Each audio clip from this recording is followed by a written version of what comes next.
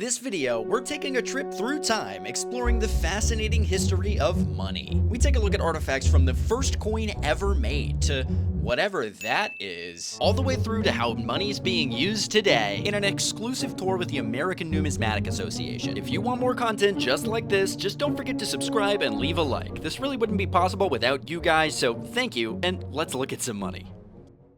Money has been used as a tool in civilizations dating back to the 600s BC. Everything's about money. I mean, I think we all know that, but I mean, everything really starts with money too. This is Caroline Turco, the assistant curator at the A&A Museum, and our guide through the history of money. From the moment you get agrarian societies that are settled, and you start to have some people making things that take them 5 days to just make one item, and some people are popping out wheat every harvest, they no longer have a great barter. And with that, you get the invention of coinage. But long before the first coin was ever made, ancient civilizations would assign value to different everyday items based on how rare they were. These items, which aren't technically classified as coins, are known as traditional money, and items like this were used for over 10,000 years before the first coin was ever made. Traditional money is where it gets its start. You know, coins are great, but we had shells before coins, we had cacao beans, we had seeds for almost 11,000 years. Using things that are rare, but not too rare, and that people wanted, but that they wanted lots of them. It's the perfect balance between available and desired. One of the best examples of traditional money is the Yap Stone. These were large limestone slabs which hail from the island of Yap in Polynesia. The main problem was this material did not exist on their island. They would get in a boat and row about 100 miles across the open ocean to this other island that had a quarry. They would select their enormous rock. They came up to about 10, 12 feet tall, and so they would carve out their stone, plop a hole in the middle of it, stick a piece of wood through. They would be hauling it back to the boat from the quarry, putting it in the boat, rowing 100 miles back across the open ocean and bring this home. But the Yap Stone wasn't traded like normal money is today. It was much more symbolic. This is like walking around with an Yves Saint Laurent $5,000 purse on your bag, and this says, I can afford to buy this. Traditional money like this would be used all throughout the world. In North America, they were using wampum, which was a mixture of purple and white beads found in a specific shell on the coast. The shell, if you look at it, is 2/3 white, 1/3 purple. So purple beads versus white beads, which ones are worth more? Probably purple. Supply and demand. I mean, it's a very basic concept that really goes very far back. And one thing with a very natural supply and demand is precious metals, very often only controlled by the ruling class of a society. And similarly, today the value of the precious metals was determined by its weight. But before 600 BC, there was no standardized system for the weighing of precious metals, making large-scale transactions very inefficient, and a certain king in Lydia wanted to put a stop to that. So ancient Lydia came out with the first coins ever. They were made of Electrum by King Croesus, and he basically said, I'm tired of having to constantly weigh the metal as we're doing all of these marketing trades around the Mediterranean. And he said, I'm just gonna say, I'm gonna put my stamp on it. People are gonna trust this because I am incredibly wealthy and obviously very trustworthy. And so he starts to put his stamp on coins, and it really is, it's just a lion eating a bull. And that says, this coin has been made by my community, and we guarantee its weight. King Croesus wasn't the only one who noticed this inefficiency. Around the same time, China was also developing its own form of currency, but it was a little bit different. It's completely the opposite.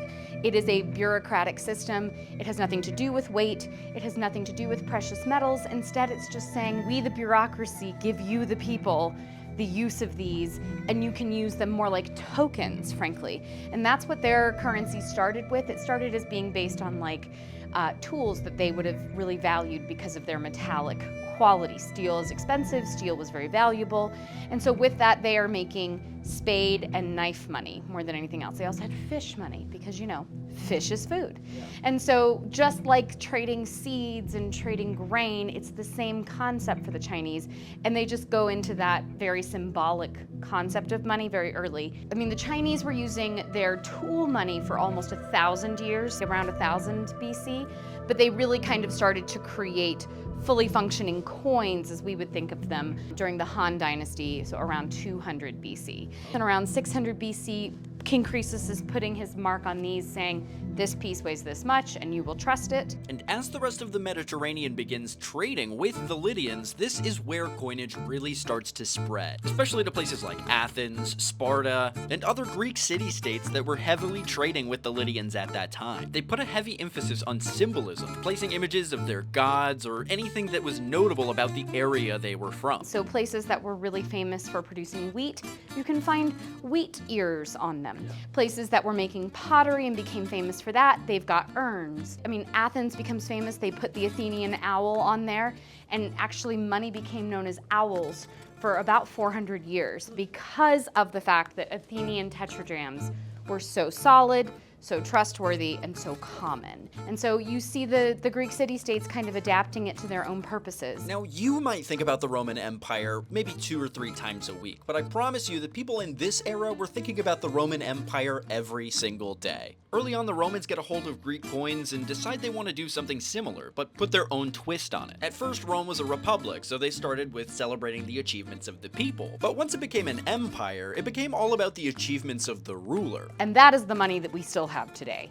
That concept of putting your ruler onto the money, of putting your culture and your heritage and what makes you so important.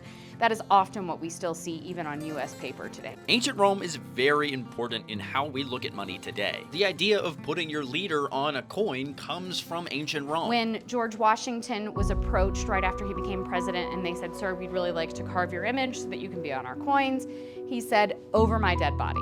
Which is ironic because 100 years later we popped one out with him on it, yes. But he said, absolutely not. That is for dictators. That is for monarchs. We must look back. We must look at the coinage of the past. What did the Roman Republic put on their coins? They put in their goddesses, their symbols of what was important, and that's how we get Lady Liberty. And that comes from the concept of allegories all the way back to the ancient Greeks, and using a female figure to represent an ideal that we have. As Rome expanded, the value of currency began lowering. Inflation was incredibly high and debasement was taking place left and right. This economic struggle, political turmoil, and some bad wars led to an event that shook the entire world and started the Dark Ages, the fall of Rome. After the fall of Western Rome, coinage almost completely disappears. We actually forget how here in the West. So if it wasn't for the fact that the Eastern Roman Empire continued to progress and to coordinate with some of those leftovers of Alexander's conquests in India and the Middle East, we might not have coinage in the same way. We might not have that continuity. And the Byzantine culture continued coinage. And when Europe kind of got itself back together, they started to use that same concept. And this is where we see a marked shift in the vibe of coins. We watch the Western world shift from a polytheistic view into a society enthralled with Christianity. So you're looking at the Middle Ages and you're looking at what they put on there. It's not the Greek deities, it's God. It's Jesus. It's celebrating the things that unite that culture, which is often religion. Religion started to play a much bigger role in coinage. The use of images in Islamic societies, especially those of humans or animals, were discouraged or even forbidden, and this led to the use of very intricate calligraphy instead of visual imagery. They had beautiful coinage with images, and they slowly transformed that to be Quranic phrases, the Shahada, anything like that that they want to put on their coins, but they're doing it in a really beautiful way because it needs to kind of stand up to the coinages they're trading with that do still have beautiful imagery. You all know what comes next. In 1492, Columbus sailed the ocean blue and quote-unquote discovered the New World. And this is where money really explodes. You know, Columbus comes over and he's like, look at all this gold and silver. And then we get all these Spanish conquerors that are coming and taking advantage of the people and stealing all of their precious metals, doubling the world's gold supply within that 100 years of colonization after Columbus, which if you're thinking about being on a gold standard, which they were, that's an insane situation. As trade began to expand in the 16th and 17th century, this opened up opportunity for other empires such as Sweden to start growing very quickly. But because of this rapid growth, Sweden relied heavily on mercenaries to defend its borders. And despite the lack of silver mines in Sweden, the mercenaries required silver coins. Swedish plate money came about because Sweden had a ton of copper mines, but they didn't have a lot of silver. And so the problem for Sweden is Every bit of silver they have is being exported to maintain their large empire. And as we all know today, the exchange rate between copper and silver is not an easy one to do in terms of weight, because silver is worth so much more. And they were like, fine, we've got to have our people have some sort of currency that they can lug around and that they can use for daily trade, and we can't let it be silver, we can't let it be gold, it has to be copper because we have a plethora. So they created these hand-pounded plates of money. So the smallest denomination is a half daler, seen here. So daler is where we get the word dollar. The daler was something that they used as their kind of currency standard, but can you imagine, this is your penny. I mean, this is your smallest denomination, it's this big. It's insane. And then it went all the way up, this is a 2 daler, it went all the way up to 10 dalers. This one here weighs about 44 pounds, and so if it takes like 30 dalers to buy a horse, you would need a horse and cart to go buy yourself a horse. During this time, everybody was making their claim in the New World. Spain obviously having control of South America, France putting their stake in Canada and in the West Indies. The British, however, were a little late to the party, and by the time they arrived in the New World, the only places left were the east coast of North America, where there wasn't a whole ton of gold, at least to their knowledge at the time. So how could they possibly create a functioning economy on the other side of the world without gold, the one resource that everybody else is using? Paper money. Paper money is the answer. In 1690, the British come to the Massachusetts Bay Colony and say, we need you to fight this war for us against France. You have to go to Quebec and siege the city. And the farmers of Massachusetts basically gave them the middle finger and walked away. And then they said, okay, we'll pay you. Which is an insane concept that was not on offer in the first place. And they said, nope, we're still not bought in. And then they said, fine, we'll pay you and you can keep half the loot when we raid Quebec. So the Massachusetts Bay farmers said that's fine. They went to go fight for the British. Unfortunately, the British supply ships sunk along the way. And so once the ships had sunk, they took down the ammunition, the arms, and the wages of all of those fighters who lost terribly. So there's no loot from Quebec. It's just going home with their tail between their legs. And now the Massachusetts Bay governor, the representative from England, can't pay them. So they've lost everything. They've lost a harvest. They're very upset. And he says, okay, well, we're going to go with this little IOU. So he writes an IOU. I owe you for your service. And people are not thrilled to receive a piece of paper instead of something of weight.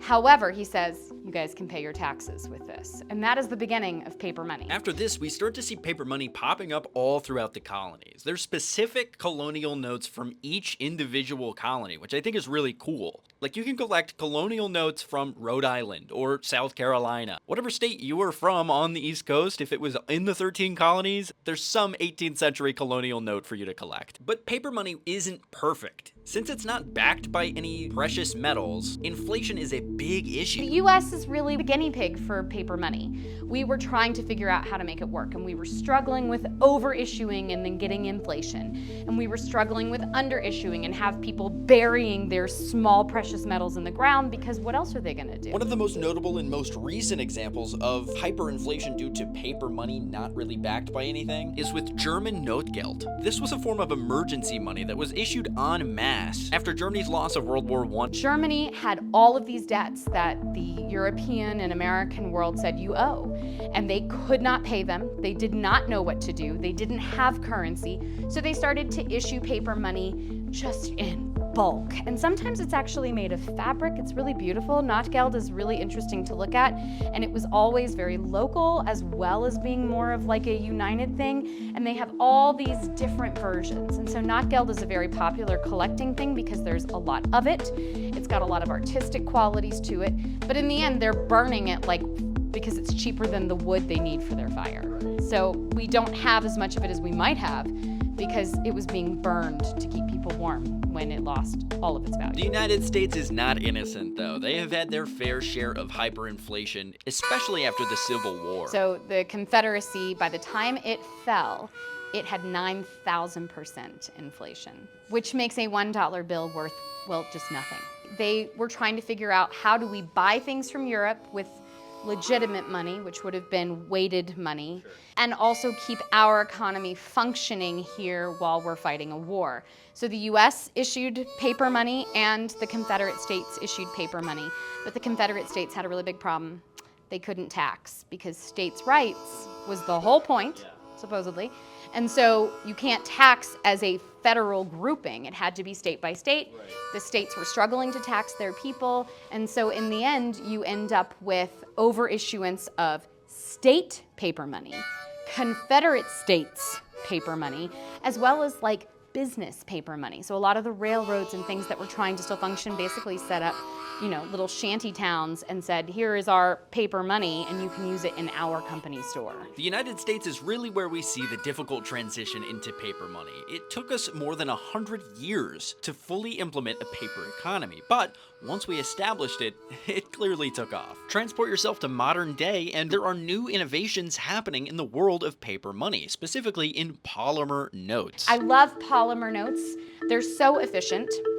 One of the things people don't realize is that coinage can last up to 30 years in circulation. It's expensive to make, but it lasts. Paper money, especially US paper money, lasts about 18 months in circulation.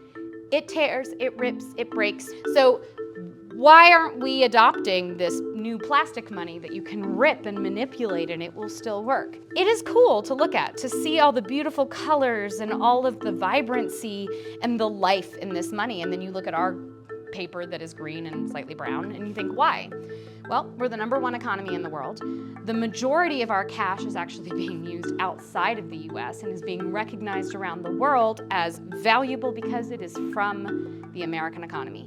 So we haven't changed it because we don't want people to question that. But there's a bit of a deeper reason why we don't just swap it to like a green polymer or something. Well, we could, but the Crane Paper Company would never allow that. Crane Paper, they supply all of the US paper for the money. They have a monopoly on it and they pay millions of dollars a year to lobby against changing to plastic.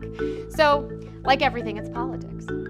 I know, it never goes away. And there you have it. This isn't necessarily a complete history of every single coin and all of the money that was ever made, but it's a great overview that takes you through the very beginnings of barter and trade, through the first coin ever made, all the way through the early years of the United States, and ending up to where we are today with paper money. Big thanks to the ANA for having us out and letting us film their wonderful exhibits. We filmed a lot of awesome videos while we were out there, so if you haven't already, go check out our video on the history of minting and our walkthrough tour of the Americana Gallery. If you made it this far, you clearly like coins, so just go ahead and subscribe.